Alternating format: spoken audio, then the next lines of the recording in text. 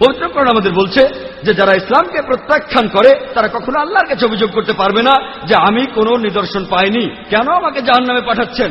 তারা শুধু বলবে আমাদের ক্ষমা করে দেন, আমরা ভুল করেছি। কারণ তারা জানে যে তারা নিদর্শন দেখেছে কিন্তু তখন গ্রহণ করেনি। তারা শুধু আল্লাহকে বলবে আমাদের আরেকটা সুযোগ দেন। আল্লাহ তখন বলবেন অনেক দেরি হয়ে গেছে। তাহলে আল্লাহ অবশ্যই তাদের নিদর্শন দেখাবেন তারা মারা যাওয়ার আগে। আশা করি উত্তরটা পেয়েছেন। হ্যাঁ ভাই, আমার নাম মহেশ। আপনি আজকেও খুব সুন্দর একটা লেকচার দিলেন।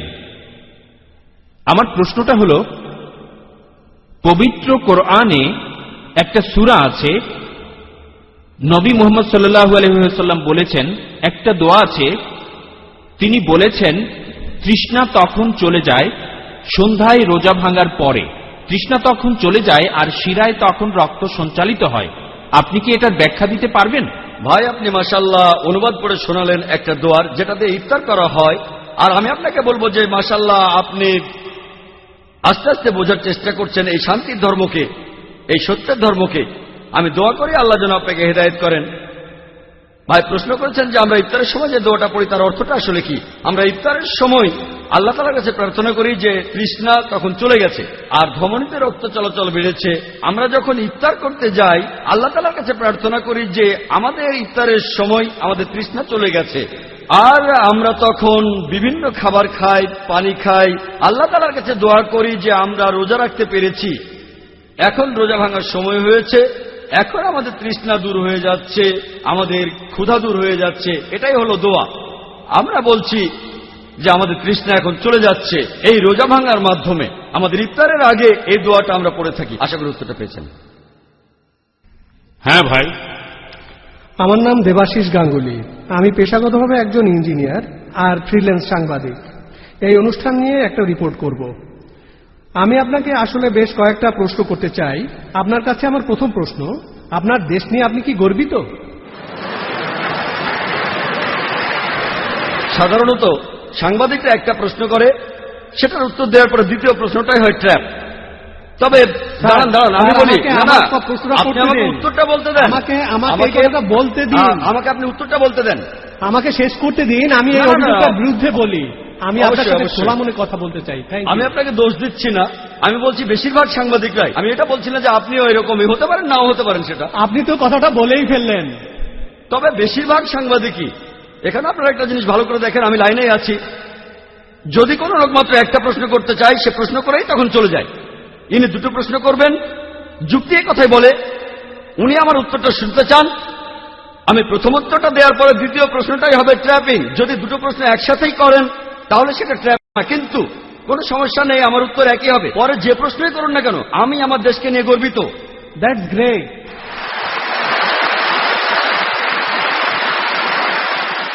পৃথিবীর খুব কম দেশগুলোর মধ্যে ইন্ডিয়া একটা, যে দেশ অধিকার দেয় তার দেশের নাগরিকদের যে তারা তাদের ধর্মকে প্রচার করতে পারবে, পালনও করতে পারবে। আমি আমার দেশ নিয়ে গর্বিত। আমি আমার দ্বিতীয় প্রশ্নের উত্তর পেয়ে গেছি। আমি আমার দেশ নিয়ে অনেক ব্যাপারেই গর্বিত। আপনি আমার দ্বিতীয় প্রশ্নের উত্তর দিয়ে দিয়েছেন, ধন্যবাদ।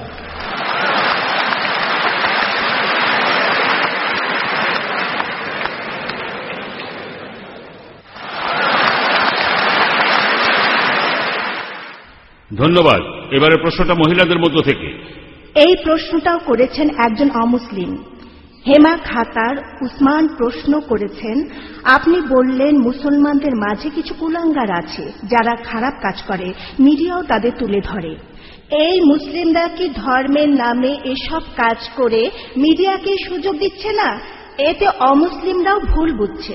প্রশ্নটা করেছেন একজন অমুসলিম, আর খুবই সুন্দর প্রশ্ন, যে মুসলিমদের মধ্যে বেশ কিছু কুলাঙ্গার আছে, এই কুলাঙ্গাররাই কি মিডিয়াকে ইসলামের নামে মিথ্যে কথা ছড়ানোর সুযোগ করে দিচ্ছে না? এই কুলাঙ্গাররা তো আসলে কোনো মুসলিমই নয়। একজন মুসলিম কখনো এমন ভুল কাজ করবে না। মুসলিম শব্দটার অর্থ হলো যে ব্যক্তি তার নিজের ইচ্ছাকে আল্লাহ তাআলার কাছে সমর্পণ করে। মুসলিমদের মধ্যে এই কুলাঙ্গাররা হচ্ছে আসলে নকল মুসলিম। নাম হতে পারে মোহাম্মদ, জাকির, আব্দুল্লাহ, সুলতান ইত্যাদি ইত্যাদি। নাম দিয়ে আপনি মুসলিম হবেন না, আপনি মুসলিম হবেন কাজ দিয়ে। আল্লাহর কাছে নিজের ইচ্ছাকে সমর্পণ করলেই আপনি মুসলিম হবেন। তাহলে এই লোকগুলো সত্যিকারের মুসলিম নয়, তবে তাদের নামগুলো মুসলিম। তাই মিডিয়াকে সুযোগ দিচ্ছে কি দিচ্ছে না এটা নিয়ে তারা ভাবে না। তারা তো তাদের নিজেদের ধর্ম নিয়েই ভাবে না। তারা নিজেদের ধর্মকে থোড়াই কেয়ার করে, কিন্তু তারা তাদের ধর্মকে নিয়ে ভাবে না। মিডিয়া কি বলছে সেটা নিয়েও তারা ভাবে না। তবে আমি মিডিয়া দোষ দেব। মিডিয়া কেন অল্প কিছু মানুষের কাজকে তুলে ধরছে? যদি মুসলিমদের বেশিরভাগই এসব কাজ করত, তখন ইসলামকে অপবাদ দিলে আমিও আপত্তি করতাম না। তবে তারাও অল্প কিছু মানুষকে বেছে নিচ্ছে। চিন্তা করেন, হিটলার 60 লক্ষ ইহুদিকে হত্যা করেছিল, এজন্য কি খ্রিস্টান ধর্মকে দায়ী করব? হিটলার যে 60 লক্ষ ইহুদিকে মেরেছে, সবাইকে পুড়িয়ে মেরেছে, এজন্য কি আমি খ্রিস্টান ধর্মকে দোষ দিতে পারবো? না, কারণ বাইবেলের কোথাও লেখা নেই যে তোমরা 60 লক্ষ ইহুদিকে হত্যা করবে।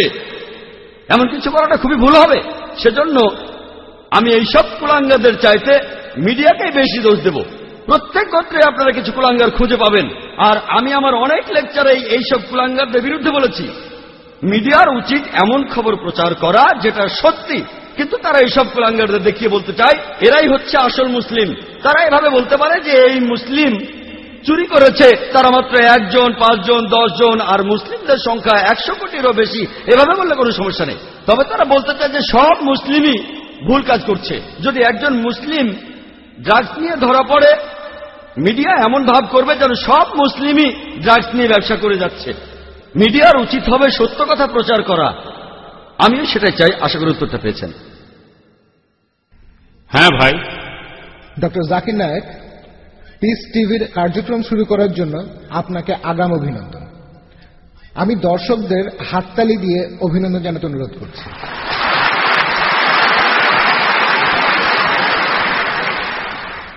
আমার প্রশ্নটা হলো, ইসলাম ধর্মে খতনা দেয়াটা বাধ্যতামূলক কেন? ভাই, আপনি প্রশ্ন করলেন এটা কি আবশ্যিক, এটা কি বাধ্যতামূলক যে মুসলিম পুরুষরা খতনা করবে, এটা কি ফরজ? ভাই, এটা ইসলামে আবশ্যিক না, এটা হলো সুন্নত। এটা সুন্নতে মুআক্কাদা, এটা করলে খুবই ভালো, এটা হলো মুস্তাহাব। আর ইসলামে খতনা দেওয়াটা হলো সুন্নত, এটা ফরজ না। তবে খতনা দেওয়ার অনেকগুলো কারণ আছে। আমি একজন ডাক্তার হিসেবে এই সুন্নতে খতনার উপরেই পুরো একটা লেকচার দিতে পারি। তবে এটা প্রশ্নোত্তর পর্ব, আমি তাই সংক্ষেপে বলছি। আজকে বিজ্ঞান আমাদের বলে যদি একজন লোক খতনা করে তাহলে তার কার্সিনোমা অব পিনাস হওয়ার সম্ভাবনা কম, লিঙ্গে ক্যান্সার হওয়ার সম্ভাবনা কম। খতনা দেয়া থাকলে সম্ভাবনা কম, যদি খতনা দেয়া না থাকে তাহলে সম্ভাবনা বেশি। বেশ কিছু রোগ আছে যেগুলো প্রতিরোধ করা যায় যদি খতনা দেয়া থাকে। খতনা দেওয়ার সময় প্রেপিউসটা কেটে ফেলা হয়, অর্থাৎ লিঙ্গের ফোরস্কিন কেটে ফেলা হয়। এখানে আপনারা দেখবেন যে খতনা না দেয়া কেউ যদি প্রকৃতির ডাকে সাড়া দেয়, তারপর প্রসাব করার পরে তার প্রেপিউসের ভেতরে প্রসাবের কয়েকটা ফোঁটা থেকে যায় ফোরস্কিনের ভেতরে, এ থেকে অনেক রোগ হতে পারে। চুলকানি হতে পারে, শরীরের ত্বকে প্রদাহ হতে পারে পেপলোসাইটিস। খতনা করলে এইসব রোগকে প্রতিরোধ করা যায়। আর এছাড়াও আমরা প্রসাব করার পরে পানি দিয়ে ধুয়ে নিই, এভাবে রোগকে প্রতিরোধ করি। আজকের বিজ্ঞান আমাদের বলে একজন লোক বেশি যৌন তৃপ্তি পাবে যদি তার খতনা দেয়া থাকে, বেশি যৌন তৃপ্তি পাবে। এছাড়াও খতনা দেয়া থাকলে আপনার ত্বকে বিভিন্ন রকম ইনফেকশন হওয়ার সম্ভাবনাও কম। এখনকার বিজ্ঞান আমাদের বলে যার খতনা দেয়া থাকে তার এইডস রোগ হওয়ার সম্ভাবনাও অনেক কম। এইডসের ভাইরাস খুবই তাড়াতাড়ি ছড়াবে যদি খতনা করা না থাকে। এরকম আরো অনেক রোগকে প্রতিরোধ করা যায়। এজন্য আপনারা দেখবেন যে আজকের আমেরিকাতেই 50%-এর বেশি ছেলেকে তাদের জন্মের পরই খতনা দেওয়া হয়, তারা কিন্তু মুসলিম না।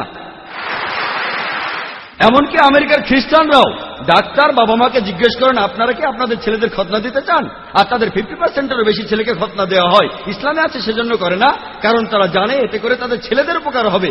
আশা করি উত্তরটা পেয়েছেন। হ্যাঁ ভাই। আসসালামু আলাইকুম, আমার নাম ইমরান মোহাম্মদ, একজন আইটি ম্যানেজার। আমার প্রশ্নটা ইসলামের বিরুদ্ধে মিডিয়ার ষড়যন্ত্রগুলো নিয়ে। মুসলিমরা কিভাবে এসব ষড়যন্ত্রের প্রতিবাদ করবে? যেভাবে আমেরিকা পুরো পৃথিবীকে শাসন করতে চাচ্ছে, ইসলামকে দাবিয়ে রাখতে চাচ্ছে, ইত্যাদি ইত্যাদি। এসব ক্ষেত্রে প্রায় দেখা যায় যেসব মুসলিম তাদের ধর্ম সম্পর্কে খুব একটা জানে না, তারা মিডিয়ার এইসব মিথ্যা রটনা শুনে সেগুলোই বেশি করে বিশ্বাস করে। মুসলিমদের কিভাবে এসব ষড়যন্ত্রের মোকাবেলা করা উচিত? ভাই, আপনি একটা প্রশ্ন করলেন যে কিভাবে একজন মুসলিম প্রতিবাদ করবে বিভিন্ন ষড়যন্ত্রের বিরুদ্ধে যেগুলো আমেরিকানরা ইসলামের বিরুদ্ধে প্রচার করে থাকে। আর আমরাও বুঝতে পারি না যে কি করতে হবে। প্রথমে যেটা করতে হবে, আগে জানতে হবে আমাদের দিনকে। দুর্ভাগ্যজনকভাবে বেশিরভাগ মুসলিমই নিজের ধর্ম সম্পর্কেই জানে না। এই জন্যই আমরা এই সমস্যায় পড়ি। যদি নিজের ধর্মটা ভালোভাবে জানি তাহলে মিডিয়া এই মিথ্যা কথাগুলো প্রচার করার সুযোগ পাবে না। দুর্ভাগ্যজনকভাবে আমরা আমাদের ধর্মকে জানি না, আর এ কারণে মিডিয়া যখন বিভিন্ন খবর প্রচার করে আমরা মুসলিমরা লজ্জিত হই, তাদের সে কথাগুলো মেনে নেই। আমি একটা উদাহরণ দেই। একবার এক ধার্মিক মুসলিম, মাশাআল্লাহ, তিনি একদিন আমাকে বললেন, ভাই জাকির, আপনি কি জানেন এই তালেবানরা তারা খুবই নিষ্ঠুর খারাপ মানুষ। আমি বললাম, কেন? কারণ কি? কারণ তারা মহিলাদের মারে। আপনাকে কে বলেছে? আমি নিজের চোখেই দেখেছি। কোথায় দেখেছেন? আমি বিবিসিতে দেখেছি। আমি এখানে তালেবানদের পক্ষে কথা বলছি না, তারা আমার বন্ধু না, আবার শত্রুও না, তাদের পক্ষে বলছি না, তারা আমার বন্ধু না। আমি পৃথিবীর বিভিন্ন দেশে ঘুরে বেড়াই। একবার মালয়েশিয়াতে লেকচার দিচ্ছিলাম, সেখানে এক দম্পতি, তারা দুজনেই ডাক্তার, একজন স্ত্রী রোগ বিশেষজ্ঞ, অন্যজন শিশু রোগ বিশেষজ্ঞ। তারা 1 মাসেরও বেশি সময় আফগানিস্তানে ছিলেন, সেখানে তারা আহত লোকদের চিকিৎসা করছিলেন। আর সেই মহিলা ডাক্তার, তিনি আমাকে বললেন, টেলিভিশনে যে ভিডিওটা দেখানো হয়েছে, তালেবানরা এক মহিলাকে মারছে, তারা তালেবান না। আপনি কিভাবে জানলেন? কারণ আমি তালেবানদের সাথে ছিলাম, আমি জানি তারা কিভাবে পাগড়ি বাঁধে। যেমন ধরুন, আমরা আরব নই, তাই আমরা বুঝতে পারবো না পাগড়ি বাঁধার কতগুলো নিয়ম আছে আরবদের মধ্যে। তবে আরবরা জানে যে আরব আমিরাতে পাগড়ি পরার নিয়ম একরকম, সৌদি আরবে পাগড়ি পরার নিয়ম আরেক রকম, কুয়েতে পাগড়ি পরার নিয়ম আলাদা। তারা জানে, কিন্তু আমরা জানি না। মহিলা তালেবানদের সাথে ছিলেন, তাই জানেন যে লোকগুলো পাগড়ি পরেছে সেই ভিডিওতে, তালেবানরা সেভাবে পড়ে না। তাই এই শুটিংটা হলিউডে বা অন্য যেখানে হোক, তারা ভালোভাবে সেই শুটিংটা করতে পারেনি।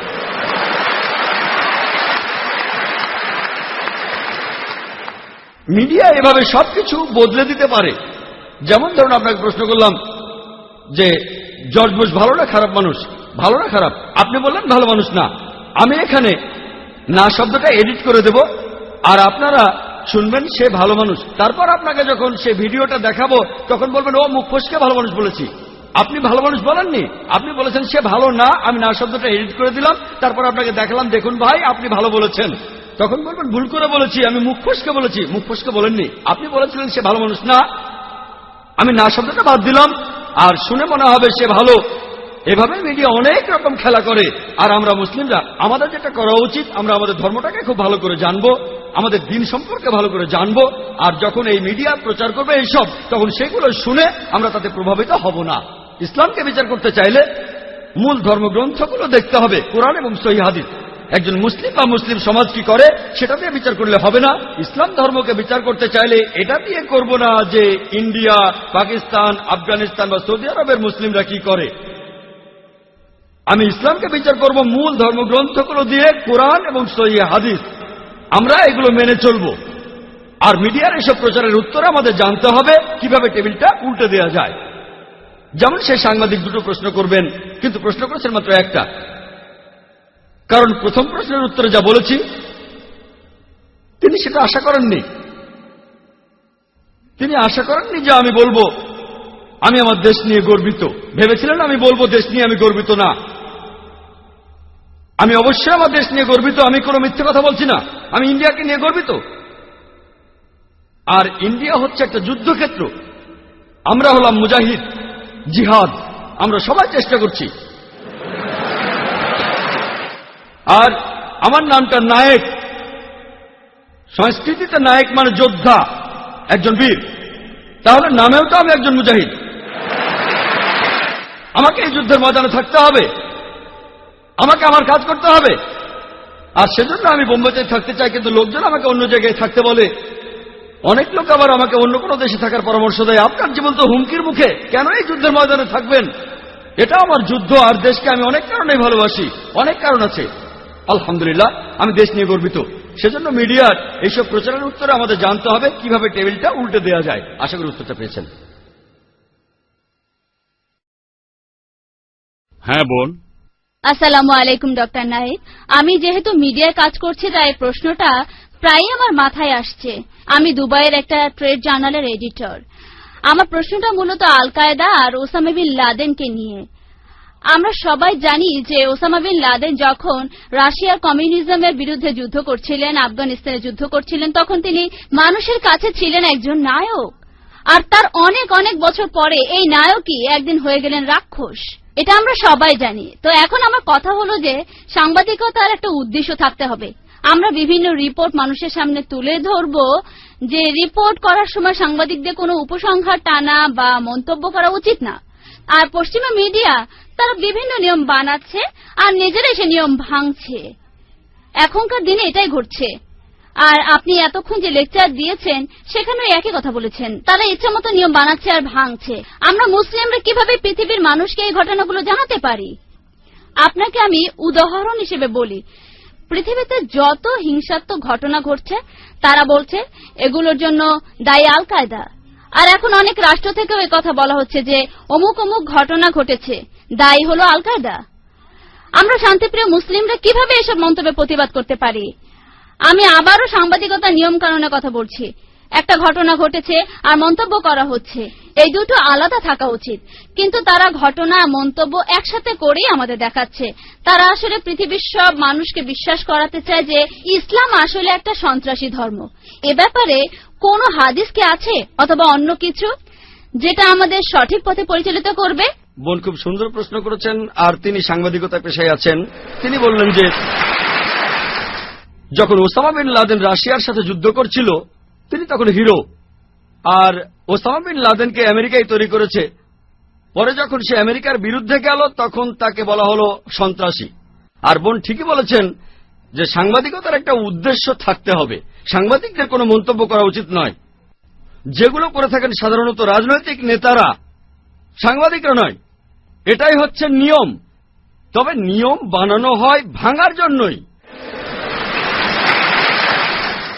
আমেরিকায় নাকি কথা বলার স্বাধীনতা আছে। আমার মতে আমেরিকায় কথা বলার স্বাধীনতা হচ্ছে সবচেয়ে কম। ততক্ষণ বলতে পারবেন যতক্ষণ তাদের স্বার্থে আঘাত লাগবে না। তাদের বিরুদ্ধে কিছু না বললে আপনি যা খুশি তাই বলতে পারেন, তবে তাদের বিরুদ্ধে কিছু বললে সিআইএ আপনাকে অ্যারেস্ট করতে পারে। আমার মতে পুরো ব্যাপারটা একটা নাটক, লোক দেখানো। কথা বলার স্বাধীনতা। আপনার প্রশ্নে আসি, আমরা কিভাবে জবাব দেব ওসামা বিন লাদেন সম্পর্কে, আর কোন হাদিস আছে কিনা ইত্যাদি। এই প্রশ্নটা আমাকে করা হয়েছিল অস্ট্রেলিয়ায় কয়েক বছর আগে। পার্থে আমেরিকার কনসাল জেনারেল আমাকে এই প্রশ্নটা করেছিল।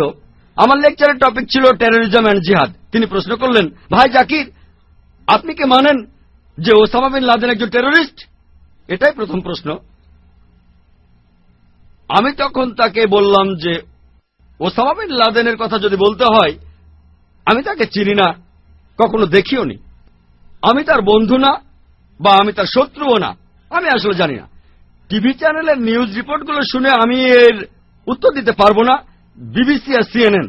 আল্লাহ পবিত্রকরণে বলেছেন, সূরা হুজুরাতের 6 নম্বর আয়াতে উল্লেখ করা হয়েছে, তোমার কাছে যদি কোনো বার্তা আসে সেটা পরীক্ষা করে তারপর খবরটা অন্য কাউকে বলো। মিডিয়ায় সিএনএন আর বিবিসিতে যে নিউজগুলো দেখানো হয় সেই নিউজ রিপোর্ট দেখে আমি বলতে পারবো না যে আপনার কথা ঠিক, কারণ আমি জানি খবরগুলো বানানো। যদি না বুঝি যে খবরটা আসলেই সত্যি। আর ইয়োহান রেডলি যখন আফগানিস্তান থেকে ফিরে আসলেন তাকে প্রশ্ন করা হয়েছিল আল কায়দা সম্পর্কে মতামত কি। জানেন তিনি কি বলেছিলেন? আমার সন্দেহ হয় আল কায়দা আছে কিনা।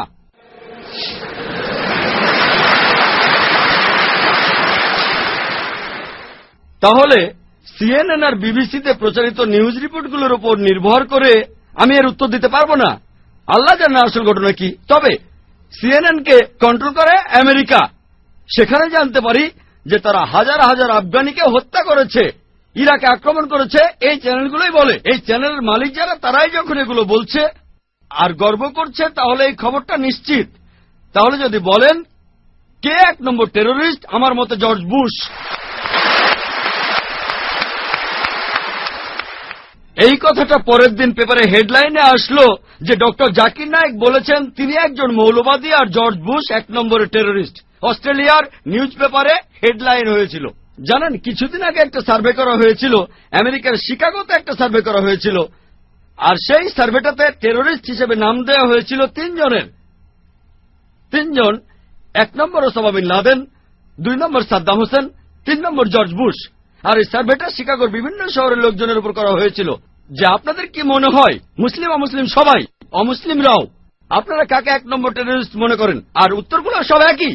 উত্তরগুলো একই রকম। সবাই বলছে জর্জ বুশ। সবচেয়ে কম ছিল 74%। 74% লোক বলেছে জর্জ বুশ 1 নম্বর টেরোরিস্ট, আর সবচেয়ে বেশি 78% বলেছে যে তাদের মতে জর্জ বুশ 1 নম্বর টেরোরিস্ট, আমি না। তবে লোকজন আসলে এসব কথা বলতে চায় না, মানুষ এসব কথা বলতে ভয় পায়। একটা হাদিস আছে, আমাদের প্রিয় নবীজি সাল্লাল্লাহু আলাইহি সাল্লাম বলেছেন, যদি কোন রকম অন্যায় হতে দেখো হাত দিয়ে সেটা থামাও, যদি হাত দিয়ে থামাতে না পারো তবে মুখ দিয়ে থামাও, যদি মুখ দিয়েও থামাতে না পারো তখন তুমি মনে মনে অভিশাপ দাও তাকে, আর তখন তুমি হবে সবচেয়ে নিচু স্তরের মুমিন। তাই আমি স্পষ্ট করে বলি, আমি সত্য কথা বলি, আল্লাহ কিছু মানুষকে হাত দিয়ে থামানোর সামর্থ্য দিয়েছেন, কিন্তু তারা না থামালে আল্লাহ তাকে প্রশ্ন করবেন। আল্লাহ অন্তত কথা বলার সামর্থ্য দিয়েছেন, তাই আমি কথা বলে যাচ্ছি। এ কথাটা আমি ইংল্যান্ডেও বলেছি, সেখানকার পুলিশ চিফের সামনে, সেখানকার মেয়রের সামনে, আমেরিকায় বলেছি, অস্ট্রেলিয়ায় বলেছি, মালয়েশিয়ায় বলেছি। তবে আমি বলেছি হিকমার সাথে, হিকমার সাথে, হিকমার সাথে কথা বলেছি। আল্লাহ আমাকে কথা বলার সামর্থ্য দিয়েছেন, যদি আমি না বলি তাহলে আল্লাহ আমার এই ক্ষমতা কেড়ে নেবেন, আল্লাহ আমার কথা বলার ক্ষমতাটা কেড়ে নেবেন।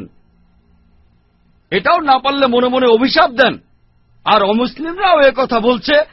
জাকির নায়েকের কথা বাদ দাও, আমেরিকার বেশিরভাগ অমুসলিমরাই ইউনিভার্সিটি অব শিকাগোর একটা সার্ভে রিপোর্ট অনুযায়ী আমেরিকাতেই তারাই বলছে জর্জ বুশ 1 নম্বর টেরোরিস্ট।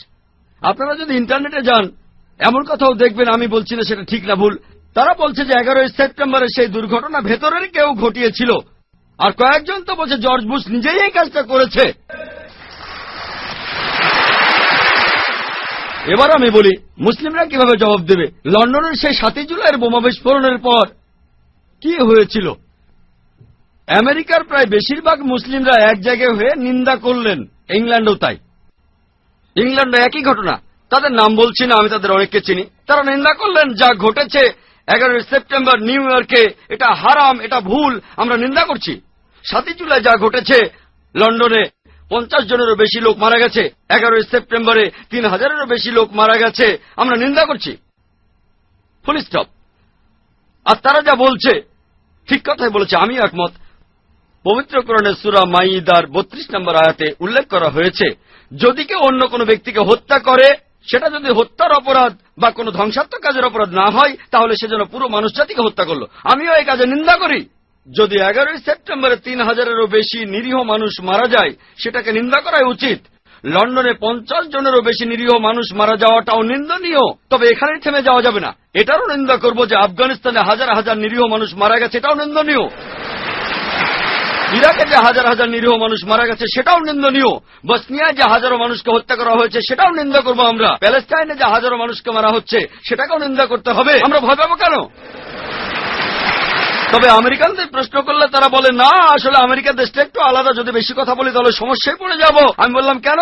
আমেরিকা তো সেই দেশ যেখানে কথা বলার স্বাধীনতা আছে, তাহলে ভয় পাচ্ছেন কেন? আমি ইন্ডিয়ায় লেকচার দিয়েছি। যারা বোম্বে সম্পর্কে জানেন, বোম্বের পরিবেশ পরিস্থিতি ভালো না। আমেরিকা আর ইংল্যান্ডে তাও কিছু কথা বলার স্বাধীনতা আছে।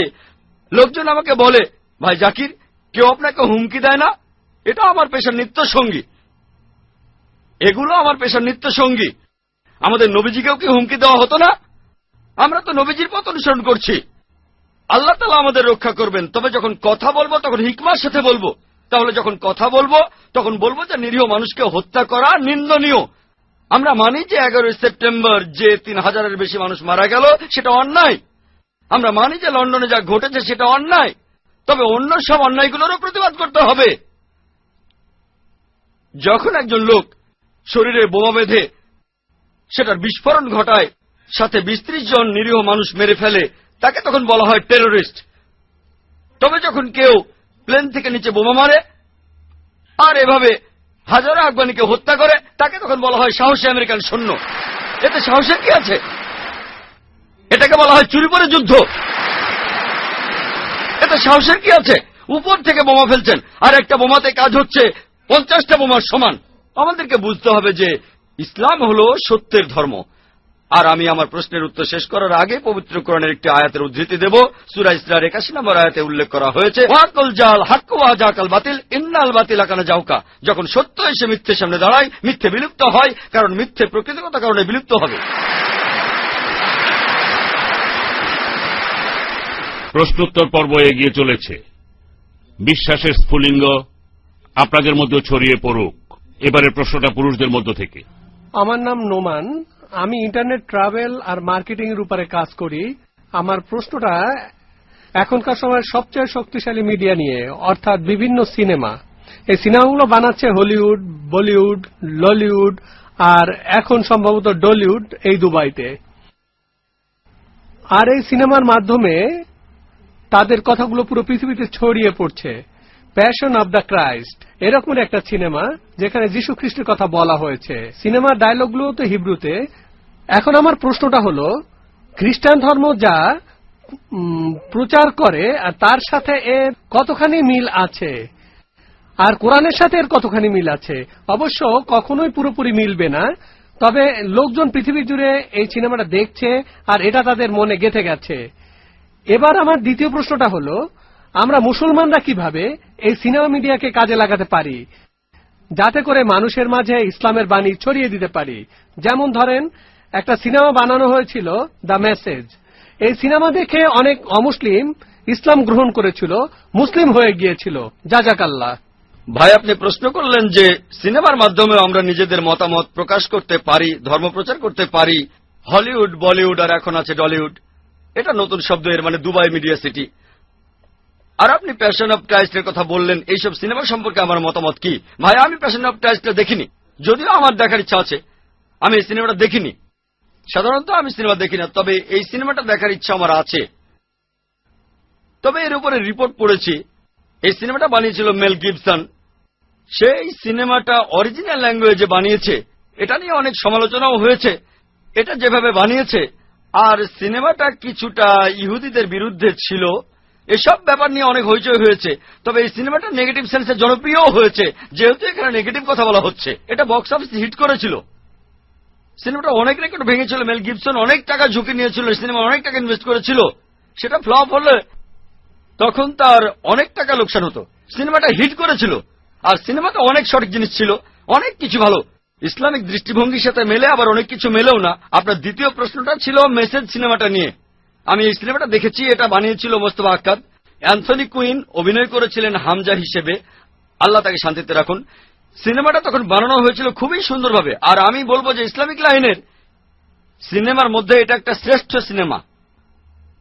আলহামদুলিল্লাহ, সিনেমার হিরোকে না দেখিয়ে, নবীজি মোহাম্মদ সাল্লাল্লাহু আলাইহি সাল্লামকে না দেখিয়ে, তার কোনো ছবি না দেখিয়ে, তার কণ্ঠস্বর না শুনিয়ে, আলহামদুলিল্লাহ সিনেমার সব ঘটনা মোহাম্মদ সাল্লাল্লাহু আলাইহি সাল্লামকে ঘিরেই হচ্ছে, কিন্তু তাকে দেখানো হচ্ছে না, কণ্ঠ শোনানো হচ্ছে না। একবার শুধু তার উঁটা লাঠিয়ে দেখানো হয়েছে এই। কিন্তু সেখানে ক্যামেরা যে অ্যাঙ্গেলে ধরা হয়েছে, যে যখন নবীজি ঘুরে অন্য কোনো দিকে তাকাচ্ছেন তখন ক্যামেরার অ্যাঙ্গেলটাও সেদিকে যাচ্ছে। ডিরেকশন অসাধারণ। এটা একটা মাস্টারপিস। আর এরকম ভালো সিনেমা আমাদের আরো প্রয়োজন। তবে এই সব সিনেমার বাজেট অনেক, কয়েক মিলিয়ন ডলার লাগে, লক্ষ লক্ষ ডলার এই বাজেটের ব্যাপারটা আছে। কিন্তু সিনেমাটা ব্যবসা সফল ছিল। মুস্তফা আক্কাদ তারপর আরেকটা ফিল্ম বানিয়েছিলেন, নাম ছিল ওমর মুক্তার। এটা ঠিক পুরোপুরি ইসলামের কথা বলছে না, একজন মুসলিমের কথা বলছে। আর এই সিনেমাটাও বক্স অফিসে হিট করেছিল। এরকম সিনেমা আরো দরকার। তবে খেয়াল রাখতে হবে সেটা যেন শরিয়া মেনে হয়, কোরআন আর সুন্নাহ মেনে। যেমন আমি মনে করি না যে মেসেজ সিনেমাটার সবকিছুই ঠিক। সব মিলিয়ে সিনেমাটা ভালো, কিছু ভুল জিনিসও দেখানো হয়েছে, তবে সব মিলিয়ে সিনেমাটা ভালো, সামগ্রিকভাবে এটা ভালো। আমাদেরকে ইসলামিক শরিয়া মেনে এরকম সিনেমা বানাতে হবে। কোরআন আর হাদিসের বিরুদ্ধে যাব না, শরিয়া মেনেই বানাবো। শুধু সিনেমায় নয়, আমাদের নাটক বানাতে হবে, সিরিয়াল বানাতে হবে, ডকুমেন্টারি বানাতে হবে। আর মিডিয়া জিনিসটা আসলে একটা সাদা হাতি। সাদা হাতি, সাদা হাতি। আপনারা হয়তো কোন বানাগা ক্রোড়পতির নাম শুনেছেন। আসল অনুষ্ঠানটা who wants to be a millionaire. প্রতি অনুষ্ঠানে $1 মিলিয়ন খরচ করে। মাত্র একটা এপিসোডে 4 কোটিরও বেশি রুপি খরচ করে। মাত্র একটা এপিসোডে 45 থেকে 50 মিনিট। বোম্বেতে লেবার কস্ট অনেক কম, তবে অমিতাভ বচ্চন এক্সপেন্সিভ। তাহলে এইসব ক্ষেত্রে বাজেটে বাধা আছে। যাদের এইসব খরচ বহনের সামর্থ্য আছে তারা যদি স্পন্সর করেন তাহলে এমন ফিল্ম বানিয়ে আমরা ইসলামকে প্রচার করতে পারি। তবে আমি বিশ্বাস করি মাকরুম মাকারাল্লাহ ওয়াল্লাহু খায়রুল মাকারিন। হলিউডে একটা সিনেমা বানানো হয়েছে দ্য কিংডম অব হেভেন। সিনেমাটা বানিয়েছেন খুবই বিখ্যাত একজন ডিরেক্টর, আর তিনি এখানে দেখিয়েছেন কিভাবে ক্রুসেডাররা আক্রমণ করে হাজারো মানুষকে হত্যা করল।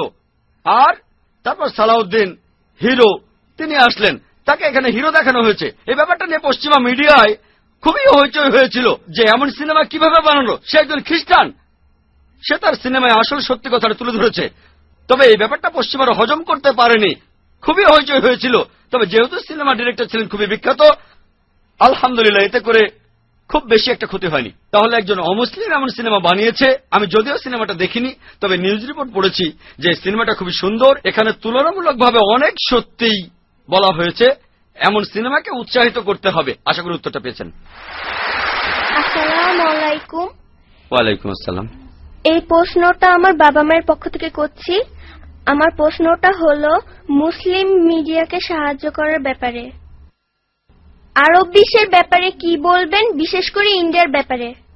প্রশ্ন করলেন আমার ছোট্ট এক ভাই তার বাবা মায়ের পক্ষ থেকে যে মুসলিম মিডিয়াকে সাহায্য করার ব্যাপারে আরব বিশ্বের উদ্দেশ্যে আমি কি বলবো, বিশেষ করে ইন্ডিয়ার ব্যাপারে। দেখবেন সময়ের সাথে সাথে আমাদের পরিস্থিতিও বদলে যায়। মাত্র কয়েক দশক আগেও আরবরা ইন্ডিয়ায় আসতো ব্যবসার জন্য। ইন্ডিয়া তখন ছিল সবার উপরে, আর মাশাআল্লাহ ইন্ডিয়ানদের অনেকেই তখন যাকাত দিত, তাতে আরবদেরও অনেক উপকার হয়েছে। এখন অনেক দামি সম্পদ কালো স্বর্ণ আল্লাহ তাদের দিয়েছেন মাশাআল্লাহ, এখন তারা অনেক ধনী। এখন দেখা যায় যে ইন্ডিয়ানরাই আরব বিশ্বে চাকরি করতে আসে, ব্যবসা করতে আসে, দুবাইয়ে সৌদি আরবে আসে আলহামদুলিল্লাহ। আমি তাদের উদ্দেশ্যে যেটা বলতে পারি যে মুসলিমদের কথা যদি বলতেই হয়, সে কথাটা আমি আগেও বলেছি যে সব মুসলিমেরই দায়িত্ব ইসলামকে প্রচার করা। আল্লাহ তাআলা আপনাদের বেশি সম্পদ দিয়েছেন, তাই আপনাদেরকে বেশি প্রশ্ন করবেন। কিয়ামতের দিন আল্লাহ প্রশ্ন করবেন তোমাদের সম্পদ দিয়েছিলেন, তা দিয়ে কি করেছো? তাই আমি বলবো আল্লাহ আপনাদের বেশি সম্পদ দিয়েছেন, আল্লাহর রহমতে আপনারা এখন কালো স্বর্ণের মালিক। তাই ইসলাম ধর্মের প্রচারে এই সম্পদকে ব্যবহার করুন। শুধুমাত্র ইন্ডিয়ায় না, আলহামদুলিল্লাহ ইন্ডিয়ার তেমন কোনো সমস্যা নেই মাশাআল্লাহ, সেখানে এমন অনেকেই আছেন মাশাআল্লাহ। ইন্ডিয়ায় অনেক সমস্যা আছে, সমস্যা নেই বলবো না, তবে আলহামদুলিল্লাহ আমরা নিজেদের ব্যাপারগুলো দেখব। কিন্তু অন্যান্যদের প্রয়োজন আছে। ইন্ডিয়ায় অনেক এতিম শিশু আছে, পৃথিবীর বিভিন্ন জায়গায় এতিম শিশু আছে, আর মানুষ তাদের সাহায্য করছে আলহামদুলিল্লাহ, কোনো সমস্যা নেই। তবে সাধারণভাবে আমি সামগ্রিকভাবে বলবো আরবদের উদ্দেশ্যে আমি এই কথা বলবো, যেহেতু আল্লাহ তাদের কালো স্বর্ণ দিয়েছেন, তাদের উচিত হবে সত্যের ধর্ম প্রসারে এগিয়ে আসা। ব্যক্তিগতভাবে আমি অনেককেই চিনি আরবদের, তাদের পকেটে যে টাকা থাকে সেটা দিয়েই তারা ৫-১০টা চ্যানেল খুলতে পারে, পকেট মানি দিয়ে ৫ থেকে 10টা চ্যানেল আল্লাহ তাদের দিয়েছেন এই সম্পদ। তাই আমি তাদের অনুরোধ করব যে তারা যেন এটার সদ্ব্যবহার করেন ভালো কাজের জন্য, দিন প্রসারের জন্য, যাতে করে তারা আখিরাতে উপকৃত হয়। এতে ইসলামের কোনো উপকার হবে না, ইসলামের কোনো দরকার নেই আপনাকে আমাকে, এটা আমাদের নিজেদের ভালোর জন্যই। আল্লাহ পবিত্রকরণে বলেছেন আল্লাহ তোমাদের মুখাপেক্ষী নন, বরং তোমরাই আল্লাহ তাআলার মুখাপেক্ষী। তাহলে ইনশাআল্লাহ রোজ কিয়ামতের দিন এই সওয়াবটা তাদের জান্নাতে নিয়ে যাবে। এবারে পরের প্রশ্ন। আসসালামু আলাইকুম ওয়া রাহমাতুল্লাহি ওয়া বারাকাতুহু। আমি নওয়াজ রহমত, কাজ করি আল কায়দা ট্রেডিং এ। আল কায়দা না, আল কায়দা ট্রেডিং, সেলসম্যান। এখন মিউজিক হলো হারাম, এটা সব মুসলিমই জানেন। আমার প্রশ্নটা হলো আপনারা পিস টিভি চালু করছেন আলহামদুলিল্লাহ, মিডিয়ায় খুব ইম্পর্টেন্ট হলো বিজ্ঞাপন। এখন এই বিজ্ঞাপনে মিউজিক হারাম নাকি হালাল? ভাই আপনি প্রশ্ন করলেন যে সব মুসলিমই জানে মিউজিক হলো হারাম, তবে যেহেতু চ্যানেল শুরু করতে যাচ্ছি সেখানে বিজ্ঞাপন থাকবে। এখন এই বিজ্ঞাপনের মিউজিক হারাম না হালাল? দেখেন, যেটা হারাম সেটা হারাম। যেটা সৌদি আরবে হারাম সেটা আরব আমিরাতেও হারাম, আমেরিকাতেও হারাম, আবার ইন্ডিয়াতেও হারাম, যদি না আপনার জীবন বিপন্ন হয়। যেমন মদ খাওয়া হারাম, কিন্তু যদি আপনার জীবন বিপন্ন হয় আর অ্যালকোহলে আপনাকে বাঁচাতে পারে, এটাই নিয়মের একমাত্র ব্যতিক্রম। যদি জীবন বিপন্ন হয়, কোনো বিজ্ঞাপন না থাকলেও ইনশাআল্লাহ আমাদের চ্যানেল বিপদে পড়বে না। এজন্যই আমি আগে বলেছিলাম যে একটা চ্যানেল চালানো কঠিন, ইসলামিক শরিয়া মেনে চ্যানেল চালানো আরো কঠিন। সেজন্য আমি আল্লাহর কাছে দোয়া করি আমরা যেন শরিয়া মেনে চলতে পারি। যদি ইসলামিক শরিয়া মেনে চালাতে না পারি তাহলে বন্ধ করে দেবো ইনশাল্লাহ।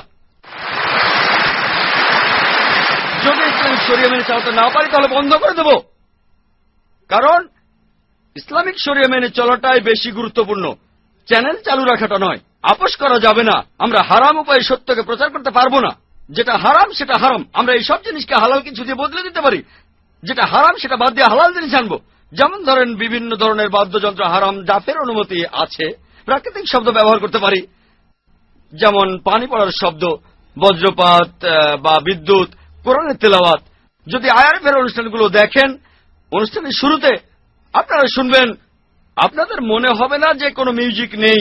যদিও আমরা মিউজিক ব্যবহার করি না, তবে এই প্রাকৃতিক শব্দগুলো সেই সব অনুষ্ঠানে যেভাবে শুনবেন, আলহামদুলিল্লাহ এই শব্দ এগুলো একই রকম না, কিন্তু শুনতে অনেকটা মিউজিকের মতো। তবে প্রভাবটা ভালো। এটা আপনাকে আল্লাহর কাছ থেকে দূরে নিয়ে যাবে না, এটা আপনাকে আল্লাহ তাআলার কাছে নিয়ে আসবে। তাহলে প্রাকৃতিক শব্দ ব্যবহার করা যায়। আর এমন কোন বিজ্ঞাপন দেখাবো না যেটা হারাম। কোন হারাম অ্যাড দেখাবো না, যেমন কোন অ্যালকোহল নিয়ে বিজ্ঞাপন, অথবা সুদ নিয়ে কাজ করে এমন কোন কোম্পানি বা ব্যাংক, অথবা যেসব বিজ্ঞাপনে মহিলাদের শরীর দেখানো হয়ে থাকে। যদি আমাদের চ্যানেলে বিজ্ঞাপন দিতে চান হালাল বিজ্ঞাপন, তাহলে স্বাগতম জানাই। তা না হলে বিজ্ঞাপনের কোনো প্রয়োজন নেই। আমাদের আল্লাহর সাহায্য দরকার, সেটাই বেশি গুরুত্বপূর্ণ। আশা করি উত্তরটা পেয়েছেন। হ্যাঁ ভাই। হাই, আমি আরেকটা প্রশ্ন করব। কোরআনে সূরা আলাকের 2 নম্বর আয়াতে বলা হয়েছে, আল্লাহ মানুষকে একটা জমাট বাঁধা রক্তপিণ্ড থেকে সৃষ্টি করেছেন। আমি এই কয়েকদিন আগে পবিত্র কোরআনের এই সূরাটার উর্দু অনুবাদটা শুনেছিলাম। সেখানেও বলা হয়েছিল যে রক্তপিণ্ড থেকে মানুষ সৃষ্টি হয়। আমরা এটা জানি, মানে এখন এটা সবাই জানে যে আমরা মানুষ জাতি জন্মাই কোনো রক্তপিণ্ড থেকে না, জন্মাই শুক্র থেকে। আর আমি এরকম একটা অনুবাদও পড়েছি, অন্য আরেকটা আয়াতে আছে, পরে আমি এই বিন্দুকে ব্র্যাকেট শুক্র পরিণত করি রক্তপিণ্ডে, তারপর এই রক্তকে পরিণত করি মাংসপিণ্ডে। মানে রক্তে পরিণত হচ্ছে দ্বিতীয় স্টেজে। আমার মনে হয় না যে এই সময় সেটা রক্তপিণ্ডে পরিণত হয়। আপনি একজন ডাক্তার, হয়তো এটা বুঝিয়ে বলতে পারবেন। শিওর, জ্ঞানীদের জিজ্ঞেস করুন। পবিত্র কোরআনের সূরা নাহলে 43 নম্বর আয়াত এবং সূরা আম্বিয়া 7 নম্বর আয়াতে বলা হয়েছে, ফাসালু আহলে যিকরি ইন কুনতুম লা তা'লামুন। যদি না জানো তবে জ্ঞানীদের জিজ্ঞাসা করো। আমি খুব বেশি কিছু জানি না, তবে এই ব্যাপারগুলো সম্পর্কে জানি আলহামদুলিল্লাহ। আমি বেশি কিছু জানি না। আমি বিভিন্ন ধর্মের একজন ছাত্র আর সামান্য একজন ডাক্তার MBBS। তবে এইসব ব্যাপারে আমি জানি। এই একই যুক্তি দেখিয়েছিলেন ডক্টর উইলিয়াম ক্যাম্বেল। আমি একবার তার সাথে বিতর্ক করেছিলাম। তিনি একজন মেডিকেল ডাক্তার আর কোরআনের বিরুদ্ধে বই লিখে তিনি PhD করেছিলেন। তার বইতে লিখেছেন যে কোরআনে 30টা বৈজ্ঞানিক ভুল আছে। 8 বছরে কোনো মুসলিম উত্তর দেয়নি। আমেরিকার ছাত্ররা আমাকে একটা বিতর্কের জন্য ডাকলো। তারপর আমি আমেরিকার শিকাগোতে গেলাম কয়েক বছর আগে। বিতর্কের বিষয়টা ছিল কোরআন এবং বাইবেল বিজ্ঞানের আলোকে। আর তার একটা যুক্তিও ছিল একই, আপনি যেটা বললেন। কোরআনের যে আয়াতটা প্রথম নাজিল হয়েছিল সূরা আলাক বা সূরা ইকরা 1 ও 2 নম্বর আয়াতে উল্লেখ করা হয়েছে, ইকরা বিসমি রাব্বিকাল্লাযী খালাক খালাকাল ইনসানা মিন আলাক। পাঠ করো তোমার প্রতিপালকের নামে, যিনি সৃষ্টি করেছেন। মানুষকে সৃষ্টি করেছেন জমাট বাঁধা রক্তপিণ্ড থেকে। তার মতে কোরআনের এই কথাগুলো হচ্ছে নকল করা। গ্রিকরা এভাবে ভাবত যে মানুষ তৈরি হয় রক্ত থেকে।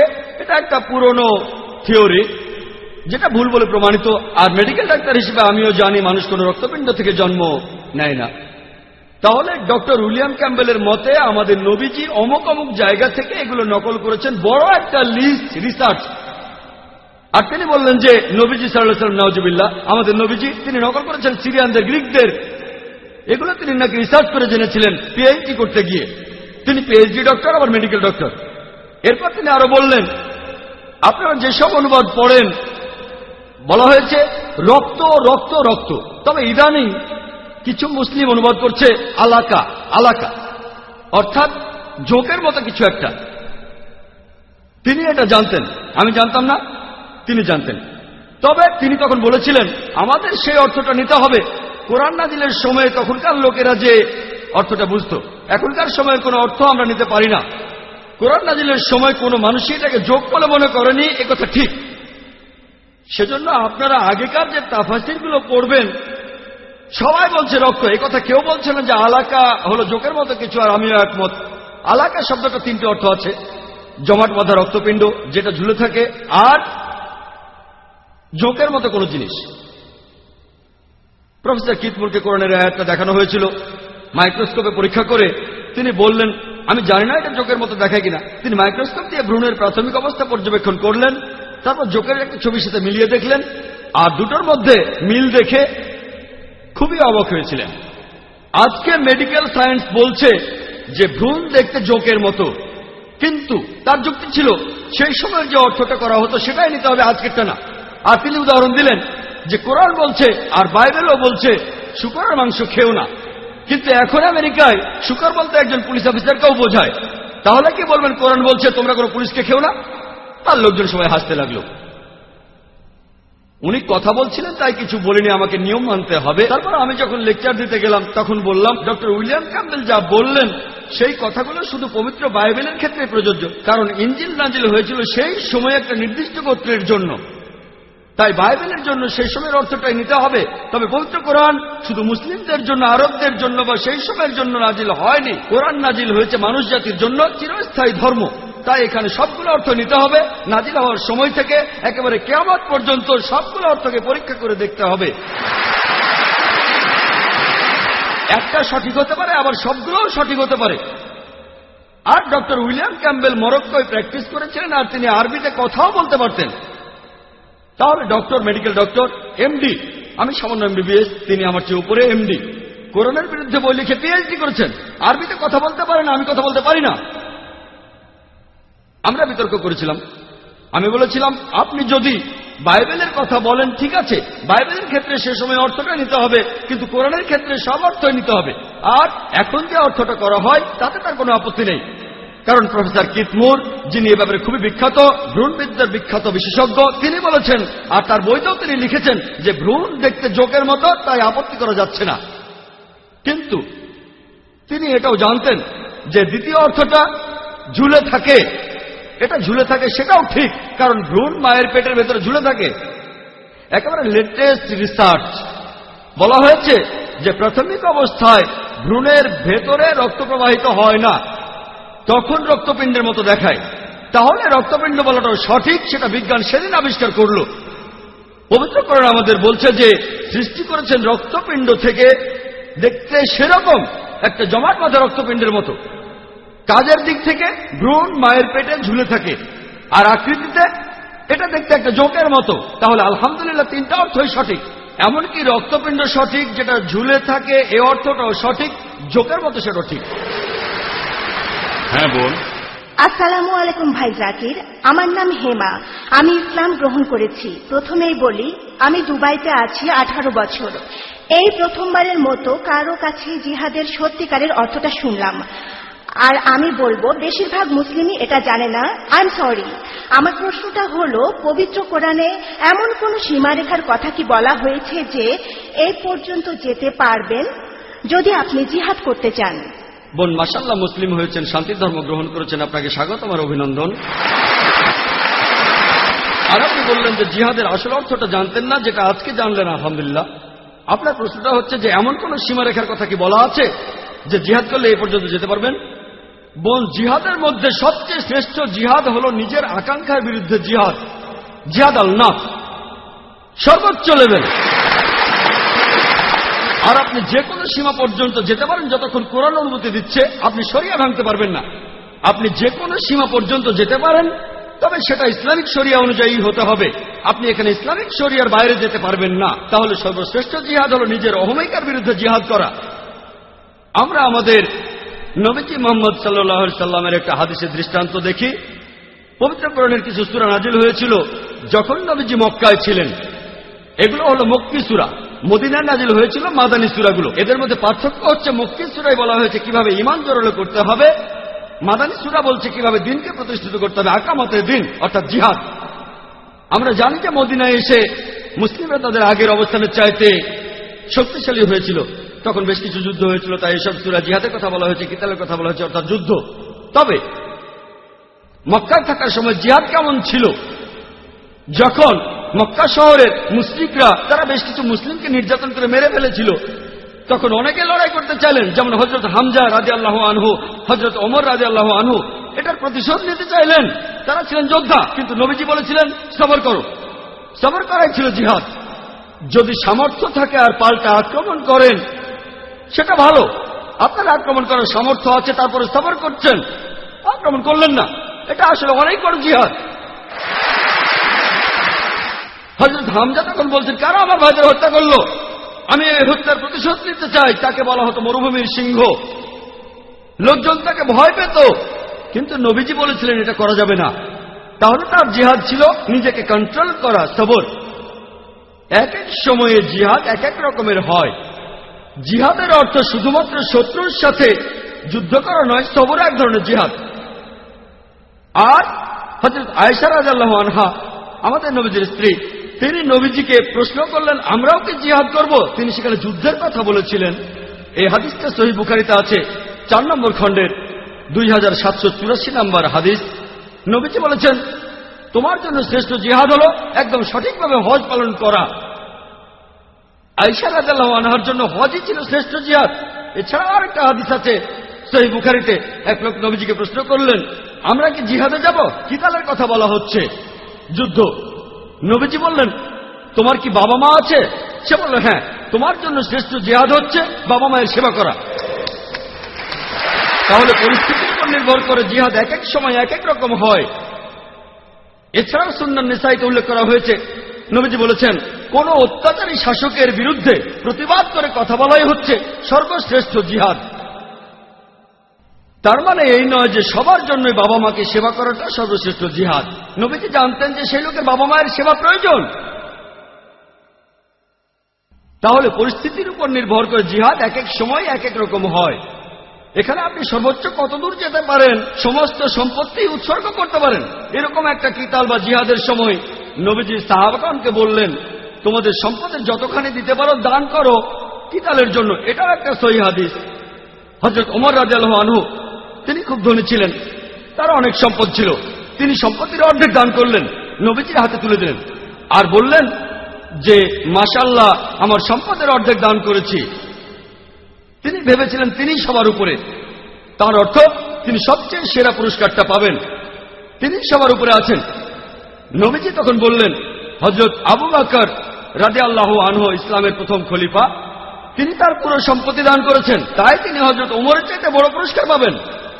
পরিবারের দিক থেকে হযরত আবু বকর রাদিয়াল্লাহু আনহু যা দান করেছেন তার তুলনায় হযরত ওমর রাদিয়াল্লাহু আনহুর দান করা সম্পদ অনেক বেশি, কিন্তু তিনি তার 100% সম্পত্তি দান করেছেন, তাই তিনি হযরত ওমরের চাইতে অনেক বেশি সওয়াব পাবেন। আল্লাহ তাদের শান্তিতে রাখুন, যেহেতু পুরো সম্পত্তি দান করেছেন তিনি বড় পুরস্কারটা পাবেন। তাই আল্লাহ শরিয়ায় যে সীমা নির্ধারণ করেছেন সেই সীমা পর্যন্ত যেতে পারবেন যদি জিহাদ করতে চান। আশা করি উত্তরটা পেয়েছেন। এবারে আমি শ্রোতাদের উদ্দেশ্যে বলছি, একটা প্রশ্ন স্লিপ থেকে হবে, আর একটা প্রশ্ন হবে মাইক থেকে, তারপর স্লিপ থেকে, তারপর আবার মাইক থেকে, এভাবেই চলবে। এবারের প্রশ্নটা স্লিপ থেকে করছেন ভাই রেজওয়ান আলী খান। ইসলামের আলোকে আত্মঘাতী বোমা হামলা, এই জিনিসটাকে ইসলামের আলোকে আপনি কিভাবে ব্যাখ্যা করবেন? যদি আত্মঘাতী বোমা হামলার কথা বলা হয়, এখানে বেশিরভাগ বিশেষজ্ঞরাই, শেখ নাসিরউদ্দিন আলবানী, শেখ বিন বাজ, শেখ ওদাইমি, তিনজনই খুব বড় বিশেষজ্ঞ, আল্লাহ তাদের শান্তিতে রাখুন। তারা এমন ফতোয়া দিয়েছেন যে আত্মঘাতী বোমা হামলা করা হারাম, এটা হারাম। তবে আরো কিছু বিশেষজ্ঞ আছেন, যেমন শেখ সাফর আল হাওয়ালি, শেখ সালমান আওদা, তাদের মতামত আলাদা। তবে আমাদের আত্মঘাতী বোমা হামলার ব্যাপারটা বুঝতে হবে। ইসলাম ধর্মে আত্মহত্যা করা হারাম, এ ব্যাপারে কোনো দ্বিধাদ্বন্দ্ব নেই। তবে আত্মঘাতী বোমা হামলার ব্যাপারে বিশেষজ্ঞরা একমত নয়। তাদের মতে আত্মঘাতী শব্দটা এখানে সঠিক নয়, এটা সঠিক শব্দ নয়। আত্মহত্যার ক্ষেত্রে একজন তার জীবন নিয়ে বিরক্ত হয়ে জীবনটা দিয়ে দিতে চায়, আর এখানে তাদের মতে এটা যুদ্ধের একটা কৌশল। এখানে উদ্দেশ্য হল শত্রুপক্ষের ক্ষতি সাধন করা, আর এটা করতে গিয়ে এই সম্ভাবনায় বেশি তারা মারা যাবে। সেজন্য এটা যুদ্ধের একটা কৌশল। আর অনেক বিশেষজ্ঞ যেমন শেখ সালমান আওদা বলেন এটা সঠিক। তবে এর মানে এই নয় যে একজন মুসলিম ইচ্ছে করলেই শরীরে বোমা বেঁধে হামলা করতে পারে। এসব ক্ষেত্রে সালমান আওদা, সফর হাওয়ালি বলেন এটা হারাম। আমি আগেই বলেছি যে আত্মঘাতী হামলার এই কালচার ইসলাম ধর্মে ছিল না, এটা ইসলামে আগে ছিল না। তবে কিছু মুসলিম আছে প্যালেস্টাইনে অথবা ইরাকে, তারা এমন করেছে। তবে তাদের মতে শেষ উপায় হিসেবেই এমনটা করেছে তারা। এসব জায়গায় অনেক মুসলিমকে হত্যা করা হয়েছে। তখন তারা চেয়েছিল যে আমরা একাই মরবো না, সঙ্গে কিছু লোক নিয়ে আমরা মরব, আর উদ্দেশ্য হলো শত্রুপক্ষের ক্ষতি করা। কিছু বিশেষজ্ঞ বলেন যুদ্ধের কৌশল হিসেবে করা যেতে পারে। আর আমি আমার লেকচারও বলেছিলাম যে ইরাকে আমেরিকান সৈন্যরা আসার আগে আত্মঘাতী হামলা ছিল না। রবার্ট পেপের কথা অনুযায়ী, তিনি আত্মঘাতী হামলার উপরে বিশেষজ্ঞ। তার মতে বেশিরভাগ আত্মঘাতী হামলার পেছনে কারণটা হলো সামাজিক বা রাজনৈতিক কারণ, সামরিক সরকারের বিরুদ্ধে, দেশ থেকে সামরিক সরকার সরানোর জন্য। তাহলে এই কথাটা বলেছেন রবার্ট পেপ তার লেখা বই ডাইং টু উইনে। তবে আত্মঘাতী হামলাকে যেসব বিশেষজ্ঞ অনুমতি দিয়েছেন তারাও একথা বলেছেন যে এ ব্যাপারে একজন বিশেষজ্ঞ সব নির্দেশ দেবেন, সবকিছু নিয়ন্ত্রণ করবেন। এমন কেউ যিনি ইসলামিক শরিয়া ভালোভাবেই জানেন। নিরীহ মানুষদের হত্যা করতে পারবেন না, ইসলামে এটা হারাম। আর সূরা মাইদার 32 নম্বর আয়াতে এটা উল্লেখ করা আছে। সবকিছু বিবেচনা করে বললে কিছু কিছু ক্ষেত্রে কিছু বিশেষজ্ঞ বলেন যে এটার অনুমতি আছে। আশা করি উত্তরটা পেয়েছেন। হ্যাঁ ভাই। আসসালামু আলাইকুম স্যার, আমার নাম মোহাম্মদ ফিদা। আপনার কাছে আমার প্রশ্নটা একজন অমুসলিমকে নিয়ে। আসলে সে একজন নাস্তিক, সে কোনো ধর্মে বিশ্বাস করে না। সে আমাকে একটা প্রশ্ন করেছে যে আল্লাহকে কে সৃষ্টি করেছে? আল্লাহ আমাদের সৃষ্টি করেছেন, আল্লাহকে কে সৃষ্টি করেছে? কিভাবে এই প্রশ্নের উত্তর দেব? ভাই, আপনি প্রশ্ন করলেন যে একজন অমুসলিম নাস্তিক জিজ্ঞেস করেছেন কে আল্লাহকে সৃষ্টি করেছেন। এর উত্তর দিতে গিয়ে এভাবে বলা যায় যে আমার বন্ধু, তার নাম জন, তার ভাই জ্যাক হাসপাতালে ভর্তি হয়েছে। সে আমাকে বলল, জন আমাকে বলল যে আমার ভাই জ্যাক হাসপাতালে ভর্তি হয়েছে আর একটা বাচ্চার জন্ম দিয়েছে। ওই বাচ্চাটা ছেলে নাকি মেয়ে? ছেলে না মেয়ে বলতে পারবেন? আমি আসলে জানি না। আপনি জানেন না? ছেলে না মেয়ে? একজন পুরুষ কিভাবে কোনো বাচ্চার জন্ম দিতে পারে? জ্যাক একজন পুরুষ, সে জনের ভাই হাসপাতালে ভর্তি হয়েছে, একটা বাচ্চার জন্ম দিয়েছে। ছেলে না মেয়ে? প্রশ্নটাই অযৌক্তিক। একজন পুরুষ বাচ্চা জন্ম দিতে পারে না। একইভাবে ঈশ্বরের কথা যদি বলি, আল্লাহ কেউ তাকে সৃষ্টি করেনি, তাই কে আল্লাহকে সৃষ্টি করেছে এই প্রশ্নটাই অযৌক্তিক। যদি আমি বলি যে অমুক লোক আল্লাহকে সৃষ্টি করেছে, সে তাহলে আল্লাহ নয়। ও আল্লাহ লোক আহাদ, তার সমতুল্য কেউ নাই। তাই আল্লাহ তাআলার সংজ্ঞা হলো তাকে কেউ সৃষ্টি করেনি। তাই কে আল্লাহকে সৃষ্টি করেছে এই প্রশ্নটাই অযৌক্তিক। যখনই আল্লাহকে সৃষ্টি করার কথা বলছি সে তখন আর আল্লাহ হবে না। আল্লাহ তাআলাকে কেউ সৃষ্টি করেনি, তিনি এই বিশ্বজগৎ সৃষ্টি করেছেন, আমরা তার উপর নির্ভরশীল, তিনি কোনো কিছুর উপর নির্ভর করেন না। এখন একজন নাস্তিককে কিভাবে বোঝাবেন? আপনি আমার ভিডিও ক্যাসেট দেখতে পারেন, is the Quran God's word. এই প্রশ্নের উত্তরটা পাবেন। এছাড়াও জানেন কিভাবে একজন নাস্তিককে বোঝাতে হবে। এই ভিডিওটা থেকে আপনি বিস্তারিত জানতে পারবেন একজন নাস্তিককে কিভাবে বোঝাবেন। এবারের প্রশ্ন স্লিপে এখনকার মিডিয়া 11ই সেপ্টেম্বর নিয়ে মুসলিমদের বিরুদ্ধে কি কোনো ভূমিকা পালন করেছে? ভাই প্রশ্ন করেছেন এখনকার মিডিয়া 11ই সেপ্টেম্বর নিয়ে মুসলিমদের বিরুদ্ধে কোনো ভূমিকা পালন করছে কিনা। এটা গোপনীয় কিছু না।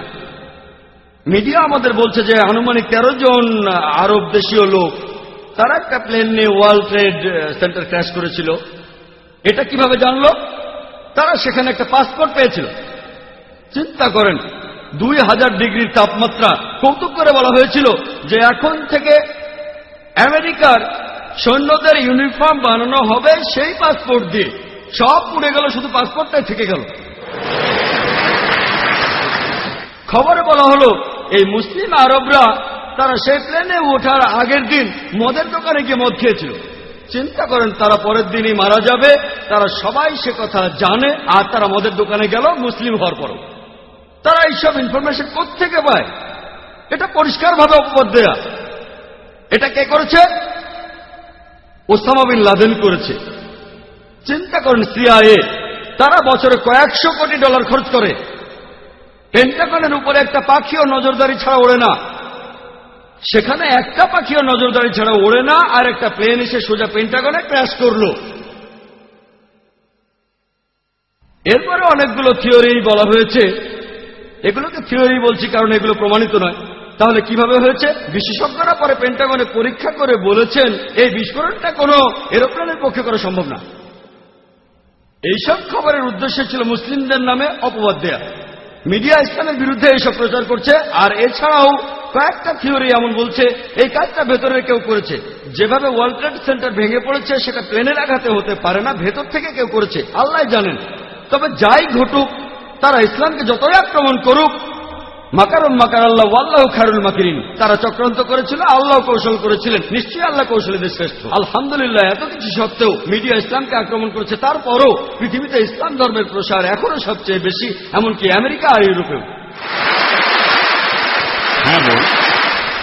আসসালামু আলাইকুম, আমার নাম ডাক্তার খান। আপনার কাছে আমার প্রশ্ন হলো, ইসলাম ধর্ম প্রচারের উদ্দেশ্যে মহিলারা কি মিডিয়ার সামনে আসতে পারবেন? অনেক মুসলিম বিশেষজ্ঞই মহিলাদের অডিও রেকর্ড করার অনুমতি দেন না, কারণ সেক্ষেত্রে অন্য পুরুষেরা আমাদের কণ্ঠ শুনে ফেলবে। এটার কি অনুমতি আছে? আর থাকলে সেটা কিভাবে বুঝাবো? ধন্যবাদ। বোন, আপনি প্রশ্ন করলেন যে আপনারা মানে মুসলিম নারীরা মিডিয়ার সামনে আসতে পারবেন কিনা সত্য প্রচারের জন্য বা ইসলামের শত্রুদের সাথে লড়াই করতে। আর কিছু বিশেষজ্ঞ এমন ফতোয়া দিয়েছেন যে এটা হারাম। এখানে কিছু ব্যাপার অবশ্যই হালাল। আপনি আর্টিকেল লিখতে পারেন, যেটাকে কোনো বিশেষজ্ঞই হারাম বলবেন না। আপনি আর্টিকেল লিখতে পারেন হয়তো খবরের কাগজে অথবা ইন্টারনেটে। কিছু কিছু ক্ষেত্রে অবশ্যই অংশ নিতে পারেন, প্রিন্ট মিডিয়ায় অংশ নিতে পারেন। আর অডিও মিডিয়ার কথা যদি বলি, এটা নিয়ে মতভেদ আছে। কেউ বলেন পারবেন, কেউ বলেন পারবেন না। সাধারণত কণ্ঠস্বর নিয়ে বিশেষজ্ঞরা মহিলাদের তেমন কিছু বলেন না। তবে এইসব ক্ষেত্রে মহিলাদের কণ্ঠস্বর সাধারণ থাকতে হবে। অডিও মিডিয়ার ক্ষেত্রে খেয়াল রাখবেন আপনার কণ্ঠস্বর যেন খুব বেশি ওঠানামা না করে, সে সময় খুব বেশি হাসাহাসিও করবেন না। বেশিরভাগ বিশেষজ্ঞ এমন ক্ষেত্রে অনুমতি দেন। এবার টেলিভিশনের সামনে আসা নিয়ে বলি, এখানেও বিশেষজ্ঞদের মধ্যে মতভেদ আছে যে বেশিরভাগ বিশেষজ্ঞই বলেন যে মহিলারা টেলিভিশনের সামনে আসতে পারবে না। অনেক বিশেষজ্ঞ বলেন যে মহিলারা যদি হিজাব পালন করে, যদি নিজের শরীর পুরোপুরি ঢেকে রাখে, শুধু মুখমণ্ডল আর কবজি পর্যন্ত হাত খোলা রাখে, এবং কণ্ঠস্বরে যদি উত্তেজক কিছু না থাকে, আর যদি শরিয়ার অন্য নিয়মগুলোও মানে, তাকে অনুমতি দেওয়া যেতে পারে। তবে বেশিরভাগ বিশেষজ্ঞই বলেন না, মহিলারা তারা টেলিভিশনের সামনে আসতে পারবেন না। কারণ পবিত্র কোরআনে সূরা নূরের 30 নম্বর আয়াতে উল্লেখ করা হয়েছে, মুমিনদের বলো তারা যেন দৃষ্টি সংযত আর লজ্জাস্থানের হেফাজত করে। এই আয়াতটার বেশ কিছু হাদিস নিয়ে বিশেষজ্ঞদের মধ্যে মতভেদ আছে। তবে এই গত বছরে একজন বিখ্যাত সালাদ বিশেষজ্ঞ যেমন শেখ নাসির আল আওয়াদ, আমি সৌদি আরবে এটা শুনেছিলাম, তিনিও এটার অনুমতি দিয়েছেন যে মহিলারা যদি ঠিকমতো পোশাক পরে, যদি তার মুখে নেকাব নাও থাকে, কারণ নেকাব দেওয়াটা ফরজ না, যদিও অনেকে বলে ফরজ, তবে শেখ নাসির আলবানির মতো কয়েকজনের মতে নেকাব যেটা দিয়ে মুখ ঢাকে এটা ইসলামে ফরজ না। তবে এখন অনেক বিশেষজ্ঞ, বেশিরভাগই না, তারা অল্প কয়েকজন, সংখ্যায় হয়তো বেশি কিন্তু পার্সেন্টেজে অনেক কম, এমন কিছু বিশেষজ্ঞ ফতোয়া দিয়েছেন, যেমন সৌদি আরবের নাসির আল আওয়াদ, যে মিডিয়ার গুরুত্বের কারণে আমরা মহিলাদের টিভিতে আসার অনুমতি দিতে পারি। কিন্তু এমনকি আজকেও এ নিয়ে মতভেদ আছে। এখনো বেশিরভাগ বিশেষজ্ঞই বলেন যে মহিলারা টিভির সামনে আসবেন না, কারণ সেটা কোরআনের বিরুদ্ধে যাবে। সূরা নূরের 30 নম্বর আয়াতে উল্লেখ করা হয়েছে যে পুরুষরা তাদের দৃষ্টি সংযত করবে। মহিলাদের যদি টিভিতে দেখানো হয়, সেখানে অন্য পুরুষরা তাদের দেখতে পাবে, এজন্য মহিলাদের অনুমতি নেই। এ ব্যাপারে অনেক মতভেদ আছে, তবু আপনি আপনার পছন্দের মতো একটা বেছে নিতে পারেন। আশা করি উত্তরটা পেয়েছেন। এবারের প্রশ্ন স্লিপ থেকে করেছেন ভাই রহমতুল্লাহ। ইসলামের বিরুদ্ধে মিডিয়া যে মিথ্যা খবর ছড়াচ্ছে, এক্ষেত্রে একজন মুসলিম হিসাবে আমার কি করা উচিত? ইসলামের বিরুদ্ধে মিডিয়ার বিভিন্ন মিথ্যা প্রচারণার প্রতিবাদ করতে গেলে আপনাকে প্রথমে যেটা করতে হবে, আপনার দ্বীন ইসলাম সম্পর্কে আপনাকে ভালোভাবেই জানতে হবে। আর উত্তর দেওয়ার সময় হীনমন্যতে ভুগবেন না। আমি কথা আগেও বলেছি, উত্তর দিন আত্মবিশ্বাস নিয়ে, মুসলিম হিসেবে গর্ববোধ করুন। খেয়াল রাখবেন যেন ইসলাম সম্পর্কে আপনার পরিষ্কার ধারণা থাকে আর আপনিও সেটা ঠিকভাবে পালন করবেন। যদি আপনি ঠিকমতো পালন না করেন তাহলে ইসলাম সম্পর্কে ভুল তথ্য প্রচার করবেন। সেজন্য প্রথমে আপনি ইসলাম ধর্ম ঠিকভাবে পালন করবেন, কোরআন এবং হাদিস মেনে।